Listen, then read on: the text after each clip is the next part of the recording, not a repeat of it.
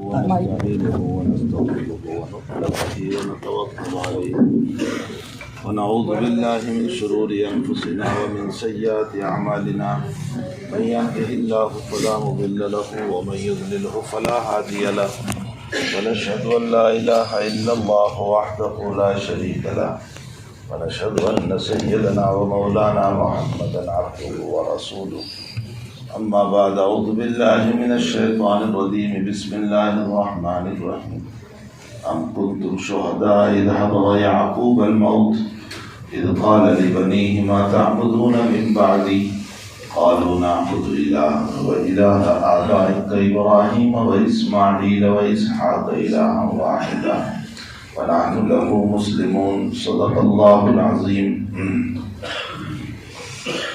بزرگوں، بھائیوں، دوستوں، عزیزوں، اللہ کے نزدیک سب سے پیاری کوئی چیز ہے تو وہ ایمان ہے. ایمان سے بہتر اللہ کے نزدیک کوئی چیز ہے.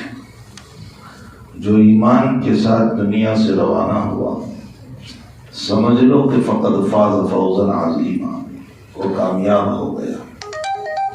میں اور آپ دنیا کے انسان کامیابی پیسوں میں سمجھتے ہیں کہ ہمارے پاس پیسے ہو، بینک بیلنس ہو، مکان شاندار ہو، گاڑیاں ہو، ہم نے اس کو کامیابی سمجھا. لیکن قرآن کریم میں اللہ تعالیٰ کامیابی کس کو بتاتا ہے؟ فَمَنْ زُحْزِحَ عَنِ النَّارِ وَأُدْخِلَ الْجَنَّةَ فَقَدْ فَازَ. جو جہنم سے بچا لیے گئے اور جنت میں داخل کر دیے گئے وہ کامیاب ہے. فَمَنْ زُحْزِحَ عَنِ النَّارِ، جو جہنم سے بچائے گئے، وَأُدْخِلَ الْجَنَّةَ، اور جنت میں داخل کر دیے گئے، فَقَدْ فَازَ، وہ ہیں کامیاب. اور یہ آخرت کی کامیابی ایمان پر ہے. ایمان کے علاوہ کسی چیز پر نہیں ہو سکتی. اللہ کے نزدیک ایمان والے کی قدر و قیمت کتنی؟ نبی علیہ السلام سے ابو ہریرہ رضی اللہ تعالیٰ عنہ نے ایک مرتبہ سوال فرمایا، من اسعد الناس بشفاعتک یوم القیامہ یا رسول اللہ. اے اللہ کے نبی علیہ السلام، قیامت کے دن وہ کون نیک بخت ہے جس کو آپ کی سفارش نصیب ہوگی؟ سنو کیا سوال ہے. من اسعد الناس بشفاعتک یوم القیامہ، وہ کون نیک بخت ہے جن کو قیامت کے دن آپ کی سفارش نصیب ہے؟ نبی علیہ السلام نے فرمایا، ابو ہریرہ، مجھے معلوم تھا کہ تمہارے علاوہ یہ سوال کوئی نہیں کرے گا، اس لیے کہ تم حدیث شریف کے بڑے حریص ہو، بڑے لالچی ہو. پھر حضرت نے جواب دیا کہ میری شفاعت کا قیامت کے دن حقدار وہ انسان ہوگا من قال لا الہ الا اللہ مستیقنا بہا قلبہ، جس نے اخلاص کے ساتھ دنیا میں لا الہ الا اللہ پڑھا ہوگا. معلوم یہ ہوتا ہے کہ رات دن ہم دعا کرتے رہیں، اللہ نبی کی سفارش، نبی کی سفارش، نبی کی سفارش، لیکن ایمان ہی نہیں ہوگا تو نبی کی سفارش نصیب نہیں ہو سکتی. نبی کی سفارش موقوف ہے ایمان پر. یہ حدیث شریف صاحب بتا رہے ہیں کہ نبی کی سفارش موقوف ہے ایمان کے اوپر. اسعد الناس بشفاعتی یوم القیامہ من قال لا الہ الا اللہ مستیقنا بہا. روایتوں میں ہے کہ ایک مرتبہ نبی اکرم صلی اللہ علیہ وسلم صحابہ کے بیچ میں بیٹھے ہوئے تھے. اچانک وہاں سے روانہ ہو گئے. صحابہ پریشان ہوئے، اس لیے کہ خطرہ یہ تھا کہ آپ کو کوئی اذیت نہ پہنچائے، کوئی تکلیف نہ پہنچائے. ابو ہریرہ فرماتے ہیں کہ میں باغوں میں تلاش کرنے لگا، فارم میں، تو تلاش کرتے کرتے میں باغ میں پہنچا تو مجھے پتا چلا کہ نبی علیہ السلام اسی میں. اب مجھے راستہ پریشانی کی وجہ سے نہیں مل رہا تھا. میں اتنا پریشان تھا کہ مجھے راستہ نظر نہیں آیا. تو میں نے پانی جانے کی جو نالی ہوتی ہے، جو راستہ ہوتا ہے، اس میں سے لومڑی کی طرح سکر کر کے میں اندر چلا گیا اور حضرت کے پاس پہنچا اور میں نے کہا السلام علیکم یا رسول اللہ، سارے لوگ آپ کو تلاش کر رہے ہیں اور میں یہاں پہلے پہنچ گیا. حضرت نے فرمایا کہ ابو ہریرہ جتنے لوگ آ رہے ہیں ان کو یہ کہو کہ من قال لا الہ الا اللہ دخل الجنہ، جو لا الہ الا اللہ پڑھے گا وہ جنت میں جائے گا. اور حضرت نے سرٹیفکیٹ کے طور پر اپنی جوتیاں مبارک دی تاکہ کوئی جھوٹ نہ سمجھ لے. اپنی یہ جو مدرسوں میں سند دی جاتی ہے نا، اس کے لیے یہی استدلال ہے کہ استاد اپنے شاگرد کو سند عطا کرے، سرٹیفکیٹ دے. حضرت نے بطور سرٹیفکیٹ کے اپنی جوتیاں دے دی. جیسے ہی باہر نکلے حضرت عمر مل گئے تو حضرت عمر رضی اللہ تعالیٰ نے پوچھا کہاں جا رہے ہو؟ فرمایا یہ اعلان کے لیے. فرمایا جوتیاں کیسے؟ فرمایا نبی علیہ السلام نے بطور سند کی عطا فرمائی. حضرت عمر نے مکہ مار سینے پر اور کہا واپس چلو. ابو ہریرہ نیچے گر گئے اور روتے ہوئے حضور پاک صلی اللہ علیہ وسلم کی خدمت میں آئے. حضرت نے فرمایا کیوں رو رہے ہو؟ فرمایا عمر نے مجھ کو مارا. اتنے میں عمر بھی آ گئے. فرمایا عمر تم نے کیوں مارا، کیوں منع کیا؟ فرمایا یا رسول اللہ صلی اللہ علیہ وسلم آپ یہ اعلان نہ کرائیں. کیوں؟ فرمایا لوگ لا الہ الا اللہ پر بھروسہ کر کے بیٹھ جائیں گے اور اعمال چھوڑ دیں گے کہ چلو ایمان تو ہے ہی، جنت میں چلے جائیں گے، اعمال چھوٹ جائیں. حضرت نے فرمایا عمر نے صحیح کہا. سوال یہ ہوتا ہے کہ نبی علیہ السلام کی عقل تو عمر سے ہزاروں درجہ بلند ہے، تو کیا حضرت کی دماغ میں یہ بات نہیں آئی؟ ہمارے علامہ شبیر احمد عثمانی رحمت اللہ علیہ اس کا جواب دیتے ہیں کہ جب پہلی مرتبہ ابو ہریرہ گئے تو اس موقع پر نبی علیہ السلام اللہ کی رحمت اتر رہی تھی اور رحمت میں دھبے ہوئے تھے، اور رحمت کو دیکھ کر کے فرمایا کہ لا الہ الا اللہ والا جہنم میں نہیں جا سکتا. لیکن جب واپس آئے تو وہ کیفیت ختم ہو چکی تھی، اس لیے پھر عمر کی بات کو قبول کر لیا. بہرحال اس سے یہ معلوم ہوتا ہے کہ لا الہ الا اللہ کتنی بڑی دولت ہے. مسلم شریف کی روایت ہے، ایک صحابی نبی علیہ السلام سے سوال فرماتے ہیں کہ اللہ کے نبی علیہ السلام اگر میرے گھر میں کوئی چور آ جائے لوٹنے کے لیے اور میرا مقابلہ ہو جائے اس سے اور میں اسے مار دوں اپنا مال بچانے کے لیے، تو جب مجھے کوئی سزا ہوگی؟ فرمایا نہیں. اچھا وہ مجھے مار دے تو کیا ہوگا؟ حضرت نے فرمایا تو شہید ہے. اس حدیث پر سوال ہوتا ہے کہ یہ تو مال کے بچانے کے لیے مر گیا، اپنا مال ہی تو بچانے کے لیے مرا، اس پر بھی شہید، مال بچانے پر بھی. محدثین نے اس کا جواب دیا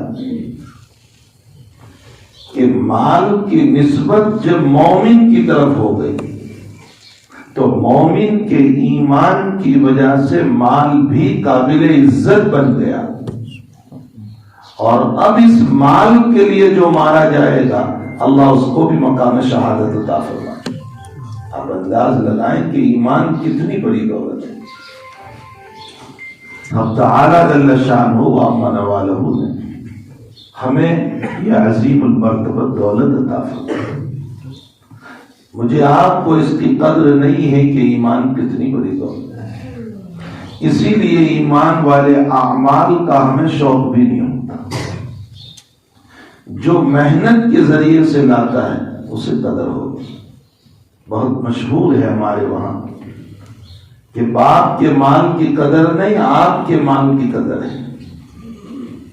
یعنی باپ کے کمائے ہوئے مال کی بچوں کو قدر نہیں ہوتی، لیکن اپنی محنت کے کمائے ہوئے کی قدر ہوتی۔ ماں کی اوڑھنی سے، خمار سے، دوپٹے سے جوتے صاف کرے گا اور اپنے رومال کو بھی اچھی طرح رکھے گا۔ کیوں؟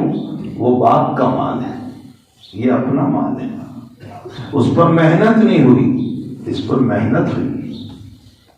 ظاہر سی بات ہے کہ جس ایمان کو محنت سے بنایا ہوگا وہ ایمان قابل قدر ہوتا ہے۔ حضرات صحابہ کرام رضوان اللہ تعالی علیہم اجمعین کو اپنے ایمان کی قدر اسی بنیاد پر تھی کہ انہوں نے محنت کی تھی، اپنے ایمان کے اوپر محنت کی۔ اور کیسی محنت صحابہ کرام کی ہوئی؟ صحابہ کرام کی محنت کا حال یہ ہے کہ جب وہ ایمان لائے، ثمامہ ابن اسال رضی اللہ تعالی، بخاری شریف میں ہے کہ وہ عمرے کے لیے جا رہے تھے، اپنے علاقے کے چودھری تھے، وہ سرپنچ تھے، سردار تھے، دور جاہلیت ہے، عمرے کے لیے جا رہے، صحابہ کرام ان کو پکڑ کے لے آئے، نبی علیہ السلام کے پاس حاضر کیا۔ حضرت نے فرمایا مسجد کے ستون سے باندھ دو ان کو۔ اس زمانے میں جیل خانہ وغیرہ کچھ نہیں تھا، حضرت کی مسجد جو تھی وہ مہمان خانہ بھی تھا، اسی میں سارے مہمانوں کو اتارا جاتا۔ حضرت کی مسجد جیل خانہ بھی تھا، اسی میں باندھ دیا جاتا۔ حضرت کی مسجد مرکز بھی تھا، وہیں کے جماعتیں روانہ ہوتی۔ حضرت کی مسجد مدرسہ بھی تھا، وہیں اصحاب صفہ پڑھتے تھے، آپ کے تلامذہ، آپ کے طلبہ، آپ کے اسٹوڈنٹ اسی مسجد میں پڑھتے تھے۔ وہی دارالاقامہ اور ہاسٹل تھا، صحابہ اسی میں سو جاتے تھے۔ اور اللہ کے نبی علیہ السلام کی مسجد عبادت خانہ بھی تھا، وہی عبادت بھی ہوتی۔ اور اللہ کے نبی علیہ السلام کی مسجد خانقاہ بھی تھی، وہاں اصلاح قلب اور اصلاح دل کی باتیں ہوا کرتی ہیں، تربیت، سب کچھ مسجد نبوی ہی تھا۔ اور مسجد نبوی بڑی محنت سے بنی، مسجد نبوی ویسے نہیں بنی، بڑی محنت سے بنی۔ حضرت جب مکے سے مدینے تشریف لائے تو پہلی مسجد اسلام کی وہ قباء کی مسجد ہے۔ آپ قباء میں پہنچے اور آپ نے وہاں مسجد کی سنگ بنیاد رکھی۔ سنگ بنیاد رکھنے کا اسلامی طریقہ کیا ہے؟ سنگ بنیاد کا اسلامی طریقہ یہ ہے کہ کوئی پتھر رکھ دیا جائے یا مسالہ اور سیمنٹ کا دھارا بنا کر کے ڈال دیا جائے، یہ ہے اسلامی طریقہ۔ اور یہ جو کدال سے ہم کرتے ہیں یہ اسلامی طریقہ نہیں، نبی علیہ السلام کا یہ طریقہ۔ حضرت نے قباء کی بنیاد میں خود پتھر رکھا، ابو بکر سے فرمایا تم رکھو، اور وہ قباء کی مسجد بنی۔ وہ اتنی بابرکت مسجد ہے قباء کہ حضرت ہر سنیچر کو مدینے سے کبھی سوار ہو کر کبھی پیدل وہاں جاتے تھے، نماز پڑھتے تھے۔ بلکہ ارشاد فرمایا کہ جو اپنے گھر سے وضو کر کے قباء کی مسجد میں جا کر 2 رکعت نماز پڑھے اللہ اس کو عمرے کا ثواب عطا فرمائے. یہ قباء کی مسجد کی فضیلت ہے. اس کے بعد آپ مدینہ شریف تشریف لائے. مدینہ اتنا بڑا نہیں تھا اس زمانے میں، مدینہ چھوٹا سا. آپ نے ابو ایوب انصاری رضی اللہ تعالیٰ عنہ کے مکان پر قیام فرمایا. تاریخی روایات میں ہے کہ ابو ایوب کا مکان اوپر نیچے تھا. ابو ایوب انصاری نے فرمایا حضرت آپ اوپر رہیں، میں نیچے رہوں، اس لیے کہ نبی کے اوپر اچھا ہے. لیکن حضرت نے فرمایا کہ نہیں، میں نیچے رہوں گا، ملنے والے آتے رہتے ہیں. حضرت نیچے رہے. تاریخی روایتوں میں ہے کہ ابو ایوب انصاری رات بھر بیٹھے رہے، نیند نہیں آئی کہ نیچے میرے نبی ہیں اور میں اوپر. اب ادب کیسا ادب. بہرحال فرمایا کہ دوسرے دن ابو ایوب انصاری نے فرمایا آپ اوپر تشریف لے گئے. حضرت نے اس کو منظور فرمایا. پھر حضرت اوپر تشریف لے گئے. وہیں سامنے زمین تھی، یہ حضرت کے رشتہ داروں کی زمین تھی، بنو نجار کی زمین تھی. آپ کے رشتہ دار اس لیے ہوئے کہ آپ کے دادا کے والد ہاشم، اسی لیے آپ ہاشمی کہے گے، ہاشم کا نکاح بنو نجار میں ہوا تھا اور پھر ہاشم کی موت ہو گئی اور ہاشم سے ایک لڑکا پیدا ہوا تھا جس کو لوگ عبد المطلب کہتے ہیں، جو حضرت کے دادا ہے. عبد المطلب آپ کے دادا کا ننیحال یہ یہی قبیلہ تھا. اس اعتبار سے حضرت کے رشتہ دار تھے. ان کی زمین تھی. حضرت کو وہ زمین پسند آئی. آپ نے اس کا سودا کر لیا اور اپنے جیب سے پیسے دیے. کہا کہ ہم وقف کرتے ہیں. فرمایا نہیں، پیسے لے لو. اس سے یہ معلوم ہوا کہ اللہ کے نبی علیہ الصلوۃ والسلام بھی اپنی جنت کے لیے اپنے پیسوں کو خرچ کیا کرتے تھے. ہجرت کے موقع پر ابو بکر صدیق رضی اللہ تعالیٰ عنہ نے 2 اونٹ خریدے، ایک اپنے لیے، ایک نبی علیہ السلام.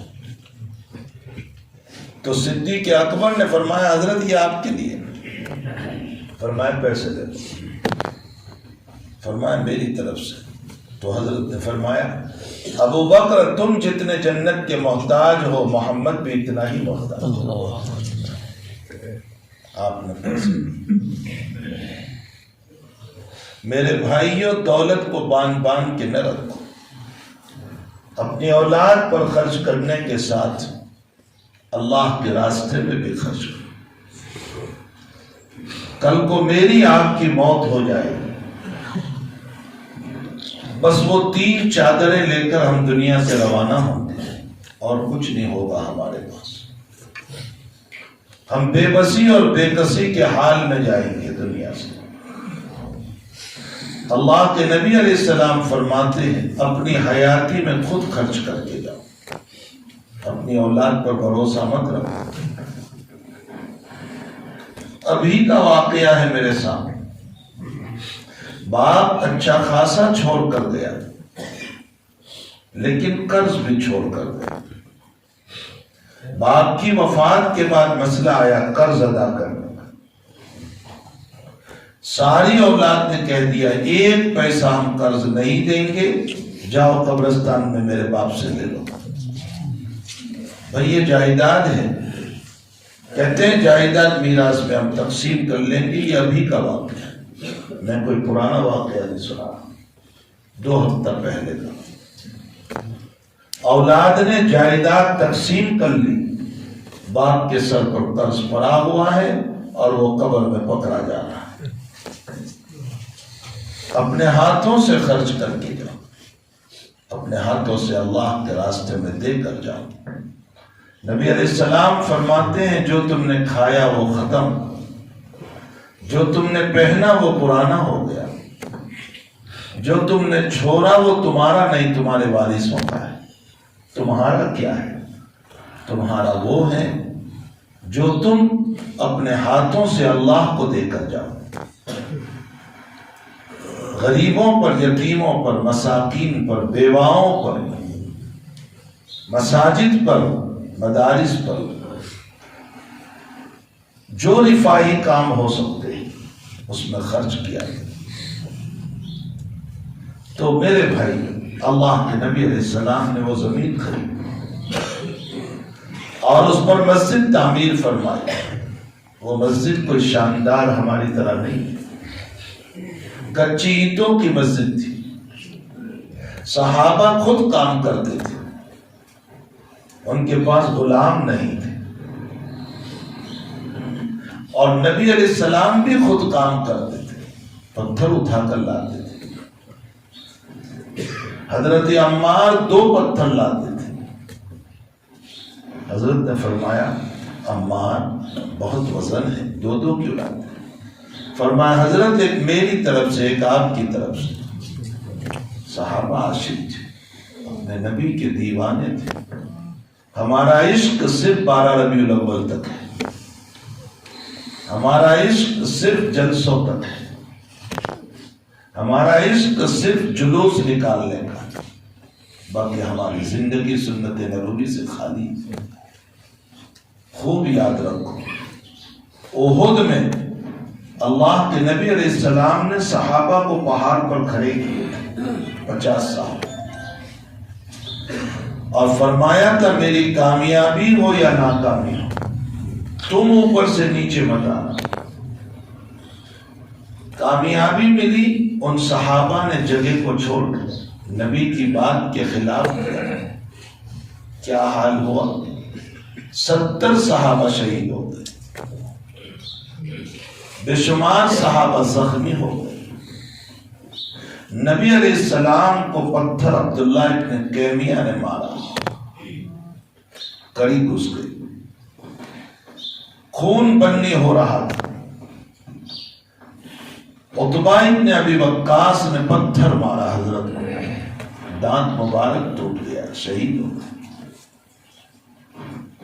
اور ایک گھڑا اور کھڈا کھود رکھا تھا ان لوگوں نے، حضرت اس میں گر گئے. نیچے سے سہارا دیا حضرت طلحہ رضی اللہ تعالیٰ عنہ. کیسے سہارا دیا؟ قربان جائیے، نبی پر کیسے شہدائی تھی. طلحہ نیچے بیٹھ گئے، ٹیڑھے ہو گئے، اور فرمایا یا رسول اللہ میری کمر پر پاؤں رکھ کر اوپر چل گئے، اور اوپر سے علی نے پکڑا. حضرت طلحہ تیر مار رہے تھے، نبی علیہ السلام یوں دیکھتے تھے. طلحہ نے فرمایا یا رسول اللہ ایسے نہ دیکھو، کوئی تیر آ جائے گا آپ کو لگ جائے گا. میرا سینہ اپنے نبی کی حفاظت کے لیے حاضر ہے. روایتوں میں ہے کہ تیروں کو اپنے ہاتھ پر یوں برداشت کرتے کرتے حضرت طلحہ کا ہاتھ لکوا ہو گیا، نسیں بند ہو گئی، شل. وہ نبی کے دیوانے تھے، وہ عاشق تھے. احد کے اس واقعے سے میں یہ بتانا چاہتا ہوں کہ وہاں نبی کی ایک بات نہیں مانی تو کیسے حالات آ گئے، جبکہ خود نبی علیہ السلام موجود ہیں. آج تو نبی علیہ السلام بھی موجود ہیں. ہم سنتوں کو چھوڑیں گے تو یہ حالات اسی وجہ سے آئیں گے. یہ سارے حالات جو آ رہے ہیں نا، ہم نے نبی کی سنتوں کو چھوڑا. کسی کو برا مت کہو، کسی کو نہ کہو، اپنے اعمال کو برا کہو. ہم بگڑ چکے ہیں جس کے نتیجے میں ہم پر یہ حالات ہیں، ورنہ رب کریم آج بھی ہمارے لیے خوبصورت حالات پیدا کر سکتا ہے. بہرحال میں یہ کہہ رہا تھا کہ حضور پاک صلی اللہ تعالی علیہ وسلم اور صحابہ کرام نے اس مسجد کو بنایا. کچی مسجد تھی، کوئی پکی مسجد تو تھی نہیں، کچی سی مسجد تھی، اور اسی کچی مسجد میں نماز پڑھتے تھے. لیکن آپ یاد رکھیں سن ہجری 9 کے اندر جا کر، یعنی حضور پاک صلی اللہ علیہ وسلم کی وفات سے 1-2 سال پہلے مسجد نبوی میں چراغ جلا ہے. وہاں تک چراغ بھی نہیں تھا. سن 9 کے اندر چراغ جلا ہے. تمیم داری رضی اللہ تعالیٰ عنہ جب ایمان لائے تو تمیم داری نے سب سے پہلے چراغ جلایا مسجد نبوی. آج ہماری مسجدوں میں کمکمیں روشن ہیں، خوب لائٹیں ہیں، سب کچھ ہے، لیکن نمازیں کچی ہے ہماری. وہاں مسجد کچی تھی، نمازی پکے تھے. آج مسجدیں بڑی شاندار اور پکی ہیں، نمازی کچی. ہمارے مولانا عمر صاحب پالن پوری رحمت اللہ علیہ فرمایا کرتے تھے کہ وہ ایسے نمازی تھے کہ ان کی 2 رکعات کے ذریعے سے دنیا اور آخرت کے مسائل حل ہو جاتے تھے.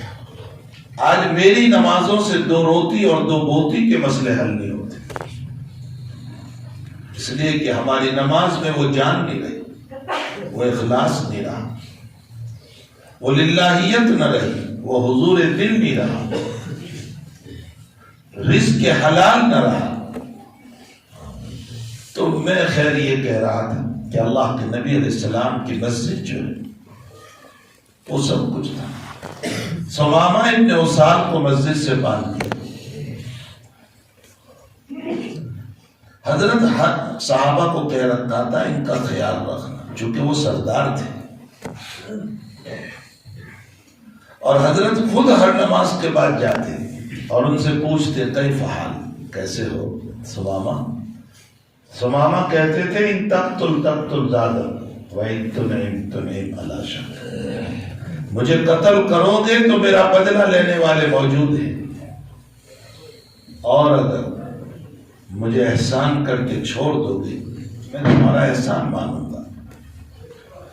3 دن تک حضرت کا عمل اسی طرح رہا. 3 دن کے بعد حضرت نے فرمایا ثمامہ کو چھوڑ دو.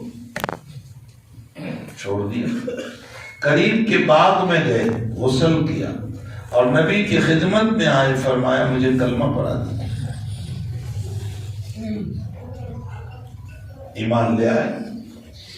کسی نے پوچھا ثمامہ جب بندھے ہوئے تھے خطرات تو تب تھے، تب تم نے کلمہ نہیں پڑھا، اور جب چھوٹ گئے تب کلمہ پڑھا، تب تو تم آزاد ہو گئے. ثمامہ نے فرمایا کہ میں جب بندھا ہوا تھا مسلمانوں کے اخلاق اور عبادت کو دیکھ کر ایمان تو اسی وقت آ گیا تھا، لیکن میں اس حالت میں اگر ظاہر کرتا تو لوگ یہ کہتے کہ قتل کے ڈر سے ایمان کرو. جب میں آزاد ہو گیا، چھوٹ گیا، تو اب لوگوں کو بتانا چاہتا ہوں کہ قتل کے خوف سے ایمان نہیں لایا، تمہارے اخلاق کو دیکھ کر ایمان لایا. ثمامہ فرماتے ہیں حضور سے کہا یا رسول اللہ میں تو عمرے کے لیے جا رہا تھا، یہ تمہارے ساتھی مجھے پکڑ کے لے آئے، اللہ نے مجھے ایمان دے دیا، اب میں جاؤں عمرہ کرنے کے لیے. حضرت نے فرمایا جاؤ، لیکن ایمان کا اظہار نہ کرنا، اس لیے کہ مکے کے حالات ٹھیک ہیں. لیکن ایمانی اسپیڈ جب آتی ہے تو وہ رکتی کہاں ہے. وہ جو ایمانی جلال ان میں آ گیا، مکے میں گئے اور زور زور سے لا الہ الا اللہ محمد الرسول اللہ پڑھنے لگے. اہل مکہ نے ان کو بہت مارا، خون بہے. چچا عباس آ گئے. عباس نے فرمایا ارے یہ تو بنو حنیفہ کا سردار ہے، اور وہیں سے مکہ میں گیہوں آتے ہیں، اگر تم نے اس کے سردار کو مارا تو مکے میں گیہوں آنا بند ہو جائے گا. سمامہ نے کہا اب میں تم کو ایک دانہ نہیں دوں گا جب تک کہ میرے آقا صلی اللہ علیہ وسلم اجازت نہ دے۔ واپس آئے، حضور پاک صلی اللہ علیہ وسلم کو ملے، سارا واقعہ سنایا اور فرمایا کہ میں یہ کہہ کر آیا ہوں کہ اب ایک دانہ نہیں دوں گا جب تک کہ حضرت اجازت نہ دے۔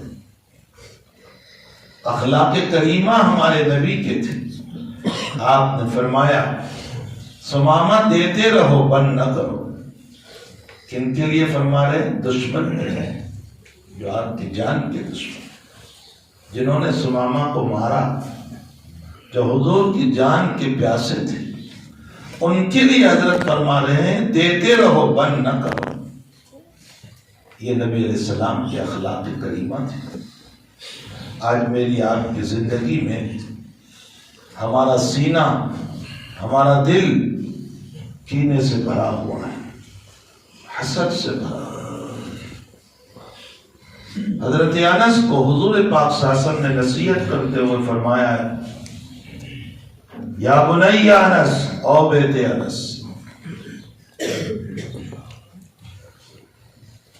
ان استطعت ان تمسی وتصبح وليس في قلبك غش فافعل فإن هذا سنة۔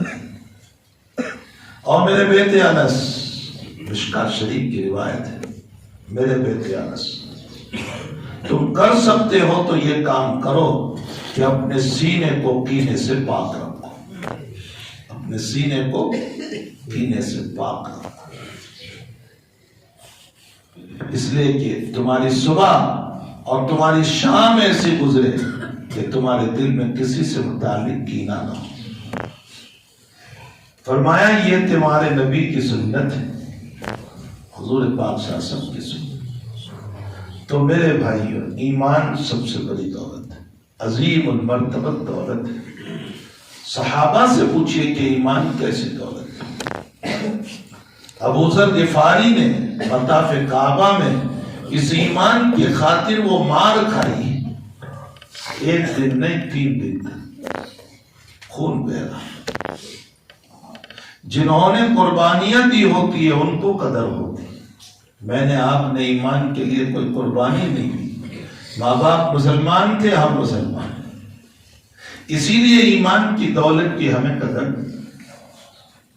ایک مرتبہ ٹیونیشیا کی جماعت سہارنپور آئی تھی، اس وقت میں طالب علم تھا، پڑھ رہا تھا۔ ہمارے حضرت شیخ یونس صاحب قدس سرہ کے پاس وہ لوگ ملاقات کے لیے آئے،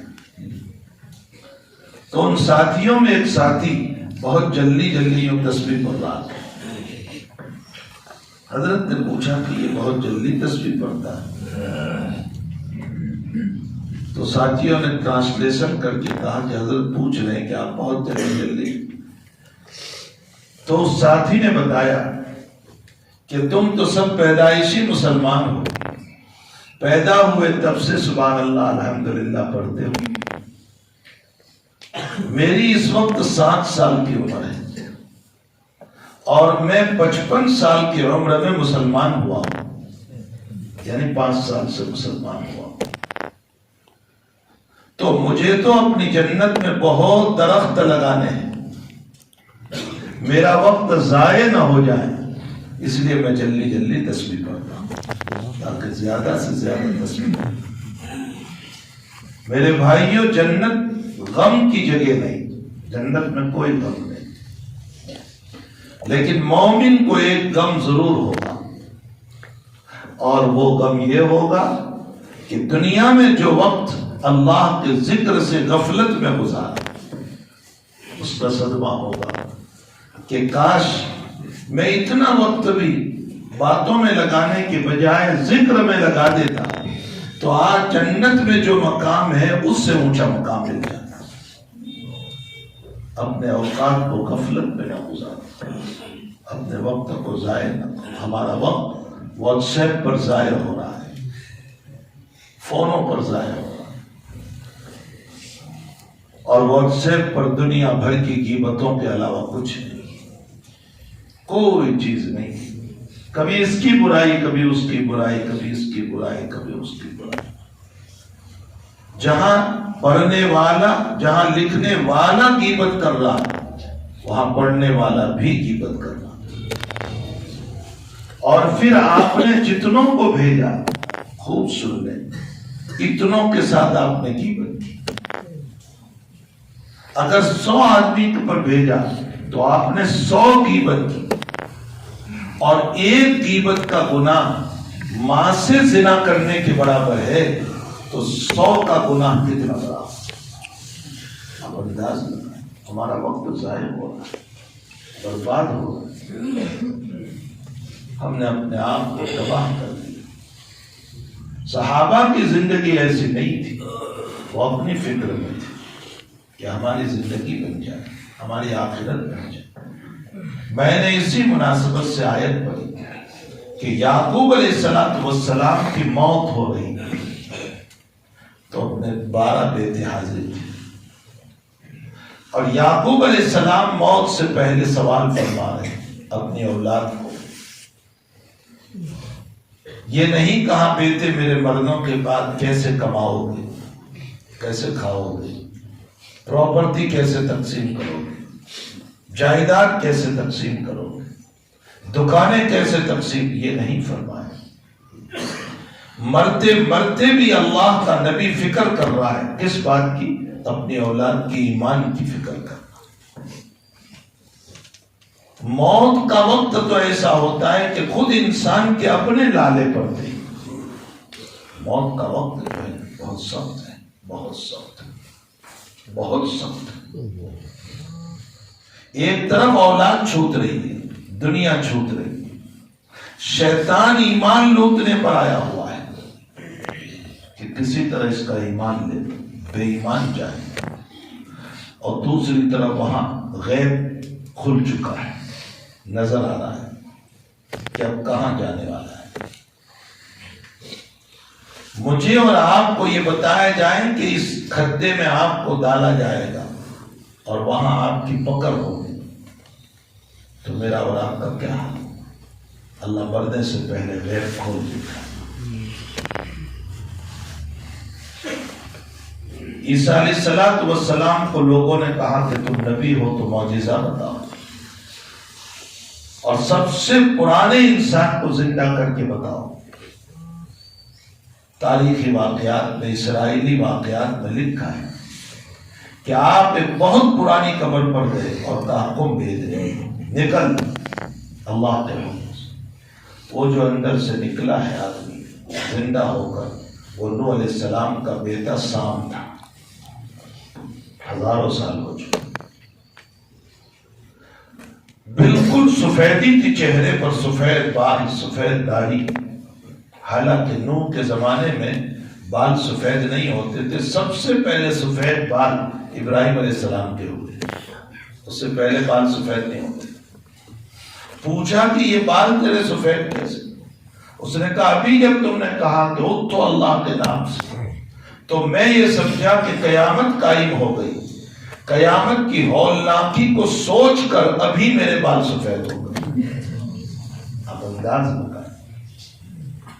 عیسیٰ علیہ السلام نے پوچھا کہ موت کی سختی کو کیسے پایا، تو اس نے بتایا کہ سر پر 1000 تلوار ماری جائے یہ برداشت کر سکتا ہے، لیکن موت کی سختی ابھی تک گلے سے نہیں گئی.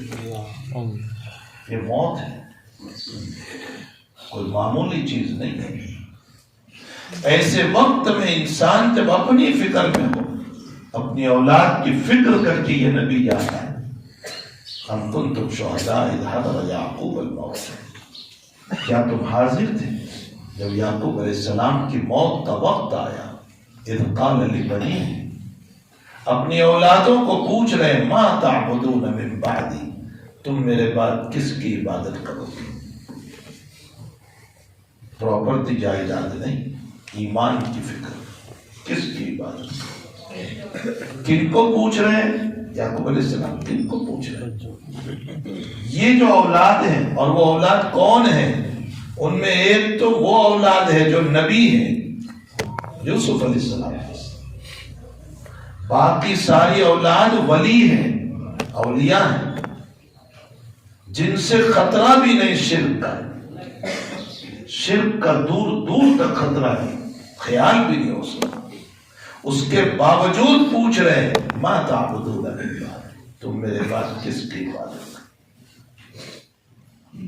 اولاد نے کہا ابا جی آپ اطمینان سے دنیا سے جائیں، آپ فکر نہ کریں، نعبد الہک و الہ آبائک، ہم آپ کے اللہ کی عبادت کریں اور آپ کے باپ دادا حضرت اسحاق و اسماعیل و ابراہیم علیہ الصلاۃ والتسلیم کے اللہ کی عبادت کریں۔ میرے بھائیو، ایمان کی فکر کرو، اپنے ایمان کی فکر کرو، ایمان بہت بڑی دولت ہے، شرک سے بچو، برائیوں سے بچو، ایسے افعال نہ کرو جس سے اللہ ناراض ہو جائے، ایسے کام نہ کرو جس سے اللہ ناراض ہو۔ اس رب کریم کو ساری زندگی منانے کی فکر اور توبہ کا اہتمام رکھو، استغفار کا اہتمام رکھو۔ قرآن میں اللہ فرماتے ہیں میں اس وقت تک عذاب نہیں اتاروں گا جب تک اے نبی صلی اللہ علیہ وسلم تم دنیا میں ہو۔ اچھا نبی نہ رہے تو کیا ہوگا؟ اللہ نے فرمایا اے نبی اگر تم نہ رہے تو جب تک تمہاری امت استغفار کرتی رہے گی میں عذاب نہیں اتاروں۔ ما کان اللہ لیعذبہم وانت فیہم وما کان اللہ معذبہم وہم یستغفرون۔ آج امت نے استغفار چھوڑ دیا، اس لیے حالات ہیں، استغفار کا اہتمام کرو۔ ایک واقعے پر میں بات ختم کروں۔ ایک فقیر مانگنے والا تھا، اس کی دوستی ہو گئی تھی کسی سے، وہ پیسے جمع کر کر کے مانگ کر اس کو دیا کرتا تھا کہ تیرے پاس جمع رکھ۔ کچھ دن گزرے کہ اس کا آنا بند ہو گیا فقیر کا، تو جس کے پاس پیسے تھے وہ تلاش میں نکلا کہ بھئی کیا بات ہے، وہ آتا نہیں ہے، کیا ہوا؟ جب تلاش میں گیا تو دیکھا کہ وہ بیمار پڑا ہوا ہے، اس سے ملاقات کی کہ کیا ہوا؟ کہا بس بہت بیمار ہوں، موت کے مسائل ہیں، اچھا ہوا تو آ گیا، تو میرے پیسے تیرے پاس جمع ہیں، جب میں مر جاؤں تو میرے پیسوں میں سے کفن دفن کے سارے خرچ نکال کر باقی کے پیسے میرے قبر میں رکھ دینا، میرا کوئی نہیں، میرے پیسے قبر میں رکھ۔ وصیت کے مطابق ایسا ہی کیا۔ چند دنوں کے بعد اس آدمی کو خیال ہوا کہ پیسے تو میں نے اس کو رکھ دیے اندر میں، لیکن اس کو کیا ضرورت ہے، مجھے ضرورت ہے۔ گیا قبر کھولی پیسے نکالنے کے لیے، اور اندر سے جیسے ہی پیسے کے لیے ہاتھ بڑھایا اس کے ہاتھ میں جلن شروع ہو گئی۔ اب ایسا جلن ہو رہا ہے، ایسا جلن ہو رہا ہے کہ نہ دوا کام کر رہی نہ دعا کام کر رہی۔ پانی میں ہاتھ رکھتا ہے تھوڑی دیر کے لیے، اچھا پھر جلن، نہ دوا نہ دعا۔ کسی نے بتایا کہ دہلی میں ایک بزرگ ہے، ان سے دعا کراؤ، اور وہ بزرگ کون تھے؟ حضرت شاہ عبدالعزیز صاحب محدث دہلوی رحمۃ اللہ علیہ، ان سے دعا کراؤ۔ وہ دعا کرانے کے لیے گیا تو شاہ صاحب نے فرمایا بھائی یہ جہنم کی آگ ہے، دنیا کی کوئی دوا اور دعا کام نہیں کر سکتی، یہ تو جہنم کی آگ ہے۔ وہ بہت رونے لگا، کہا کچھ تو اس کا راستہ، کہا کچھ نہیں، موت تک یہی حال رہے گا۔ وہ بہت رونے لگا اور اپنے آنسو بار بار پوچھنے لگا۔ حضرت نے فرمایا کہ یہ جو آنسو نکل رہے ہیں ذرا یہاں ہاتھ پھیر دے۔ اس نے ہاتھ پھیر دیا، اسی وقت جلن ختم ہو گیا۔ وہ کہنے لگا حضرت کیا کرامت ہو گیا؟ فرمایا میری کرامت ہے، میرے نبی علیہ السلام نے فرمایا ہے کہ جہنم کی آگ کو اگر کوئی چیز بجھا سکتی ہے تو گنہگار کے آنسو بجھا سکتا ہے۔ یہ جو تیرے ہاتھ سے جلن ختم ہوا یہ تیرے آنسوؤں کی وجہ سے۔ رونے والے بنو. آج ہمارے دل پتھر جیسے، ہمارا رونا ختم ہو گیا. ہمیں نہ دعاؤں میں رونا آتا ہے، ہمیں نہ جنت کے تذکروں پر رونا آتا ہے، ہمیں نہ جہنم پر رونا آتا ہے. بس ہمارا رونا ہی ختم ہو گیا، اس لیے کہ دل پتھر ہو چکے. پتھر تو اچھے ہیں کہ اللہ کے خوف سے گر جاتے ہیں، ہم تو پتھر سے بھی گئے گزرے ہو گئے. اللہ تعالیٰ ہمیں رونے کی توفیق عطا فرمائے. لمبی روایت کا ٹکڑا ہے کہ جو آدمی اپنے گناہوں کی وجہ سے روئے، ففاضت عیناہ خالیہ، تنہائی میں بیٹھ کر اپنے گناہوں پر رویا اور اس کی آنکھوں سے آنسو، تو حدیث میں ہے کہ قیامت کے دن اللہ تعالیٰ اپنے عرش کے سائے میں رکھنے والا ہے.